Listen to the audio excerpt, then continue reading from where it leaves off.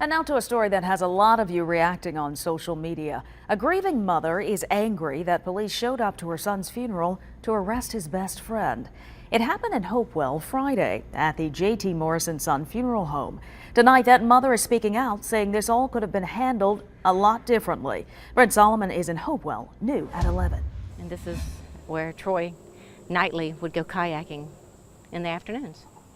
This was his favorite spot. It's only been 4 days since the funeral of Donna Watson's son, Troy Howlett.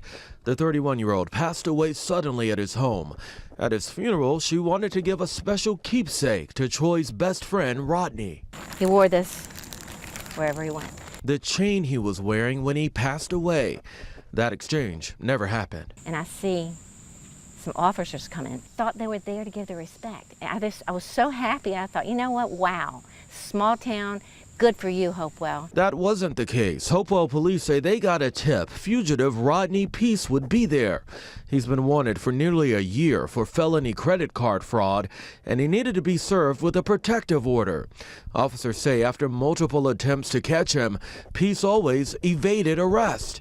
So they came here. There were at least 12 officers there.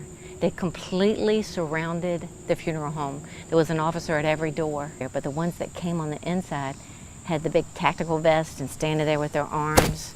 Peace was supposed to speak at the funeral, but that didn't happen either, although police allowed him to stay for the service. And it wasn't graciously at all. They handcuffed this boy, let him sit out in the foyer, and let him watch the teleprompter on TV.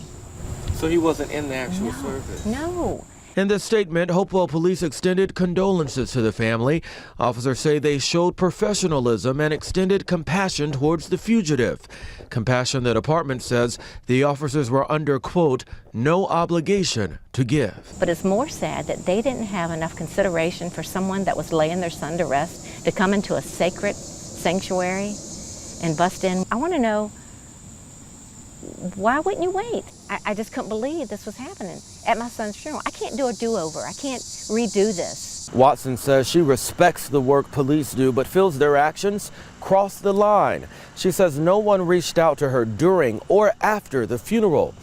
Well, police tell me when they showed up here, they did it, quote, calmly and quietly.